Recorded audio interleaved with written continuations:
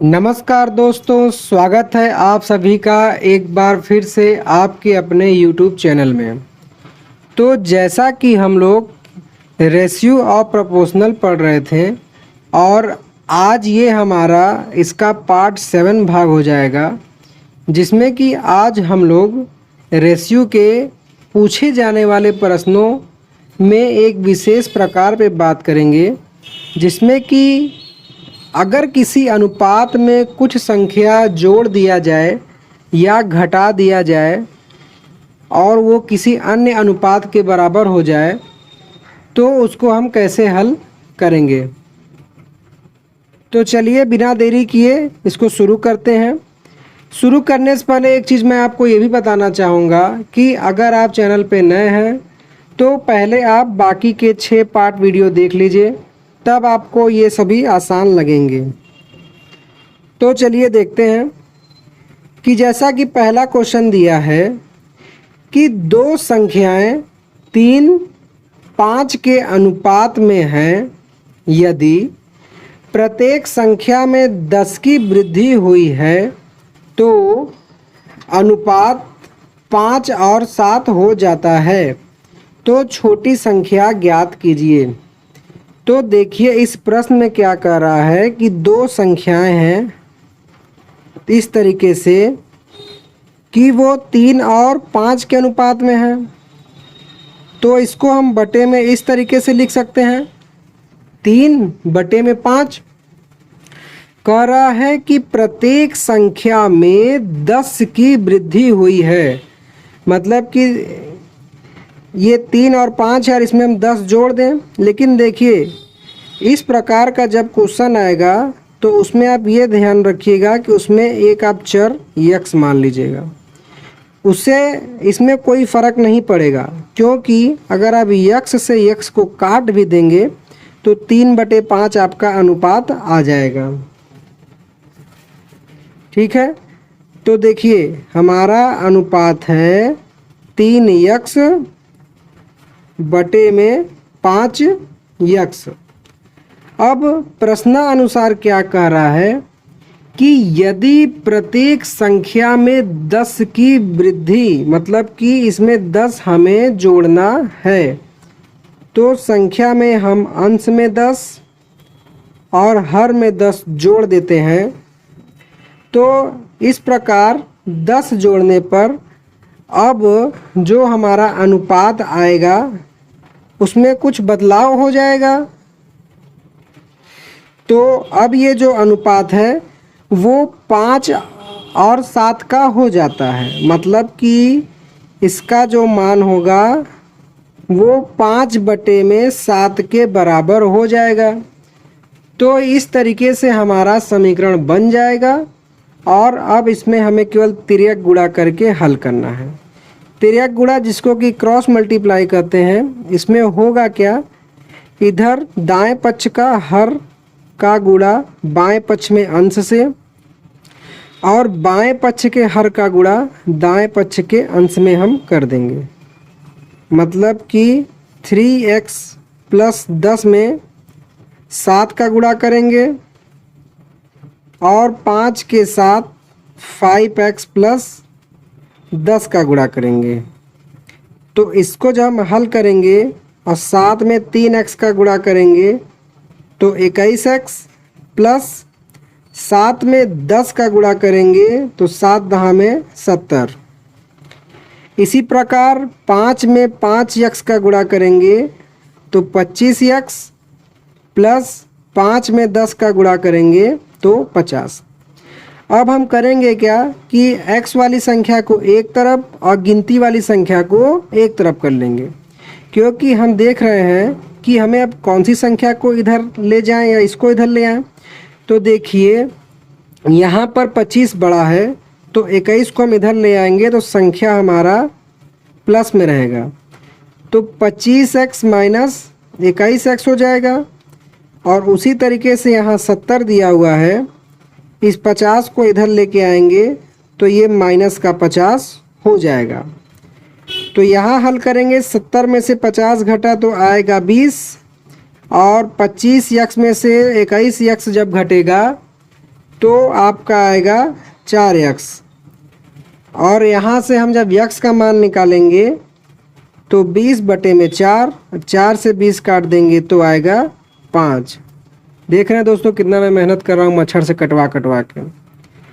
तो यहाँ से x का मान आ गया 5। तो हमको छोटी संख्या ज्ञात करनी है। तो देखिए संख्याएं कौन कौन सी हैं, एक अंश है 3x और हर है 5x। तो छोटी संख्या ज्ञात करनी है तो ये अनुपात कम है तो यही छोटा होगा। तो 3 × 5 = 15। तो इसका आंसर हो जाएगा 15। तो देखिए पहला क्वेश्चन हल करने में इतना समय लगा तो ये आप मत देखिएगा कि बहुत स्लो चल रहा है, मैं आपको पहला बस समझा रहा था। बाकी क्वेश्चन में देखिए हम प्रैक्टिस कर रहे हैं और कैसे स्पीड अप आता है। तो चलिए अब आते हैं अगले प्रश्न में। तो अगला प्रश्न जैसा कि दिया गया है कि दो संख्याएं 3:4 के में हैं, उनमें से प्रत्येक को 30 बढ़ाने पर अनुपात 9 और 10 का हो जाता है, तो संख्याओं का योग ज्ञात करना है। तो ये भी प्रश्न दोस्तों बिल्कुल पहले क्वेश्चन की तरह ही लगेगा। उसमें हमें छोटी संख्या ज्ञात करनी थी और इसमें हमें संख्याओं का योग ज्ञात करना है। तो देखिए मैंने क्या कहा था कि इस तरीके के प्रश्न में जो पहला अनुपात दिया रहेगा उसको आप x के साथ गुणा करके मान लीजिएगा। तो 3x/4x और कह रहा है कि प्रत्येक संख्या में 30 की वृद्धि। तो प्रत्येक संख्या में हम यहाँ पर 30 जोड़ देंगे। तो जोड़ने पर जो अनुपात हो जा रहा है वो 9/10 हो जा रहा है। और अब हम करेंगे यहाँ पे तिर्यक गुणा। तो 3x + 30 में 10 से गुणा हो जाएगा और 9 में 4x + 30 का गुणा हो जाएगा। तो 10 का गुणा करेंगे 3x में तो 30x प्लस 10 में 30 का गुणा करेंगे तो 300 बराबर 9 में 4x का गुणा करेंगे तो 9 चौक 36x प्लस 9 में 30 का गुणा करेंगे तो 270।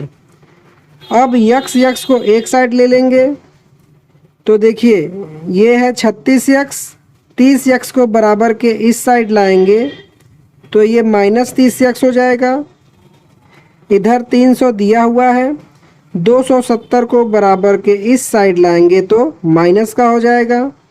तो 300 में से 270 घटेगा तो आएगा 30 बराबर 36x में से 30x घटेगा तो आएगा 6x। और यहाँ से x का मान निकालेंगे तो 30/6, 6 से 30 काटेंगे तो 6 पंजे 30, x का मान आ जाएगा 5। अब दोस्तों क्योंकि प्रश्न में हमसे योगफल पूछा है तो संख्याएं हमने क्या क्या मानी थी, 3x और 4x। तो 3x और 4x जब हम जोड़ेंगे तो ये आएगा योगफल 7x और 7 × 5 x का मान रख देंगे तो ये हो जाएगा 35। तो आपका ऑप्शन नंबर ए सही हो जाएगा। तो एक बार मैं आपको और समझा देता हूँ कि यहाँ पर संख्याओं का अनुपात दिया गया था 3 और 4, जिसमें कि हमें 30 जोड़ना था। तो इस तरीके के क्वेश्चन में पहले अनुपात को हम x करके मानते हैं। प्रश्नानुसार हमने 30 जोड़ दिया तो ये 9/10 के बराबर हो गया। और अब इसमें हमने केवल क्रॉस मल्टीप्लाई करके x का मान ज्ञात कर लिया। x का मान ज्ञात करने के बाद हमसे संख्याओं का योग पूछा था तो पहले हमने यही संख्या मानी थी ना, 3x और 4x। तो 3x और 4x को हमने जोड़ दिया तो जोड़ने पर ये हो गया 7x और x का मान रख दिए 5 और गुणा करने पर ये आ गया 35 और हमारा ये वाला प्रश्न भी हल हो गया। अब हम आते हैं इसी में अगले टाइप में कि अगर अभी तक तो आप लोगों ने देखा था कि हमको 2-2 अनुपात दिए हुए थे। जब 3 अनुपात दिया होगा तो इसको कैसे हल करेंगे वो हम इस क्वेश्चन में देखेंगे। तो दिया है कि 3 कक्षाओं के विद्यार्थी का अनुपात 4, 6, 9 है। उन कक्षाओं में प्रत्येक में 12 विद्यार्थियों की वृद्धि से अनुपात 7, 9, 12 हो जाता है। तो तदनुसार उन तीनों कक्षाओं में वृद्धि से पहले विद्यार्थियों की कुल संख्या कितनी थी। तो देखिए इसमें हमें अनुपात क्या दिया है, यहाँ हमें 3 कक्षाओं में विद्यार्थियों का अनुपात दिया है जो कि है 4, 6 और 9। और जब हम इन तीनों में प्रत्येक में 12-12 जोड़ देते हैं तो ये अनुपात हो जाता है 7, 9, 12। तो देखिए इसमें घबराने वाली बात कुछ नहीं है। जब 3 अनुपात दिया रहे तो आप कोई भी 2 अनुपात ले लीजिएगा, चाहे शुरू का 2 अनुपात ले लीजिएगा या लास्ट का 2 अनुपात। बस ये ध्यान दीजिएगा जो क्रम ऊपर उठाइएगा वही नीचे, जैसे ऊपर हमने 4 और 6 उठाया तो नीचे भी हम 7 और 9 को ही उठाएंगे, ये नहीं कि दूसरे अनुपात को हम उठा लेंगे। तो आइए इसको चलिए देखते हैं। तो देखिए पहले अनुपात है 4 और 6, तो इसको हम मान लेते हैं 4x बटे में 6x, पहली और दूसरी कक्षा का। इसमें हमको 12 जोड़ना है, तो +12 यहाँ किया और +12 यहाँ किया, तो ये अनुपात हो जाएगा 7/9 के बराबर। अब बस कुछ नहीं, तिर्यक गुणा कर देंगे, तो 4x + 12 में 9 से गुणा करेंगे बराबर 7 का गुणा 6x + 12 में करेंगे। तो 9 का गुणा 4x में करेंगे तो 9 चौक 36x, और 9 का गुणा 12 में करेंगे तो 12 9 108। अब इसके बाद 7 का गुणा 6x में करेंगे तो 7 छंग 42x, प्लस 7 का गुणा 12 में करेंगे तो 12 सते 84। अब वही चीज़ x वाले टर्म को इधर ले आते हैं, तो देखिए यहाँ 42x है प्लस में, 36 इस साइड आएगा तो ये माइनस हो जाएगा बराबर। अब इस साइड देखिए दिया है 108 और 87 इस साइड आएगा तो माइनस में हो जाएगा। तो 42x में से 36x जब घटेगा तो ये आ जाएगा 6x, और 108 में से 87 घटाएंगे तो आपका कितना आएगा, घटा लीजिए, 87 इधर आया 13, इधर आया 8, तो कितना हो गया ये। यहाँ दोस्तों एक मिस्टेक हो गई, 12 सते 84 होता है जिसको मैंने 87 कर दिया था, तो इसको 84 कर लीजिए, और 108 में से जब 84 घटाएंगे तो ये आएगा 24, तो x का मान 6 चौका 24 हो जाएगा, x का मान आएगा 4। तो इसमें हमें संख्या वृद्धि से पहले कुल विद्यार्थियों की संख्या पूछ रहा है, तो संख्या वृद्धि से पहले कुल अनुपात आप जोड़ लीजिए, 6 4 10 और 9 19, जिसमें x से गुणा कर दीजिए, तो 19 गुणते 4, 9 चौक 36, हासिल लगा 3 और ये 76। तो आपके कुल विद्यार्थी जो हो जाएंगे वो हो जाएगा 76, जो कि ऑप्शन नंबर बी के बराबर हो जाएगा। तो एक बार मैं आपको और समझा देता हूँ, क्वेश्चन बहुत ही अच्छा था और इम्पॉर्टेंट है कि हमें तीनों कक्षाओं का अनुपात दे रखा था 4 6 9, और प्रत्येक कक्षा में बराबर बराबर 12 विद्यार्थी बढ़ाए गए, तो ये अनुपात 7 9 12 का हो जाता है। तो हमें तीनों कक्षाओं में वृद्धि से पहले कुल विद्यार्थियों की संख्या है जो उसको ज्ञात करनी थी। तो उसके लिए नियम ये है कि कोई दो अनुपात ले लिया हमने ऊपर से और नीचे से सेम वही, और इसको हल कर लिए तो हमारा उत्तर ये आ गया। अब हम आते हैं अगले प्रश्न में। तो अगला प्रश्न जैसा कि दिया गया है, ये भी बहुत ही अच्छा प्रश्न है कि दो संख्याएं 7:5 के अनुपात में हैं, उनमें से प्रत्येक को 40 से कम करने पर अनुपात 27/17 हो जाता है। तो अभी तक हमने जोड़ वाला प्रश्न देखा था, इसमें हमको घटाना है। तो देखिए जो हमारा अनुपात है वो है 7x और 5x का, जिसमें से कि हमको 40 घटाना है। तो जब दोनों में से हम 40 घटाएंगे तो ये अनुपात हो जाएगा 27/17 के। अब यहाँ केवल हमें तिर्यक गुणा करना है, तो 7x - 40 में 17 से गुणा कर दीजिए और 27 का गुणा 5x - 40 में, तो गुणा करें। 17 में 7 का गुणा करिए, पहाड़ा आता है कि नहीं, 17 7 119 होता है, गुणा करके देख लीजिए। 7 7 49, 7 4 11, तो ये हो गया 119x माइनस और 17 चौके 68 से हो गया 680। अब 27 में 5 से गुणा कर लीजिए, तो 7 पूरे 35, 5 दूनी 10 3 13, 135x माइनस 27 में 40 से गुणा करिए, तो 7 चौक 28, 4 दूनी 8 2 10, ये हो गया 1080। अब वही चीज़ x वाला मान एक तरफ, तो 135x माइनस 119x, और संख्या वाला इधर करेंगे तो ये प्लस हो जाएगा 1080 माइनस 680। तो 1080 में से 680 घटाएंगे तो आएगा 400, और 135 में से 119 घटाएंगे तो 15 में से 9 जाएगा तो बचेगा 6, 2 में से 1 जाएगा तो बचेगा 1, तो ये आ गया 16x।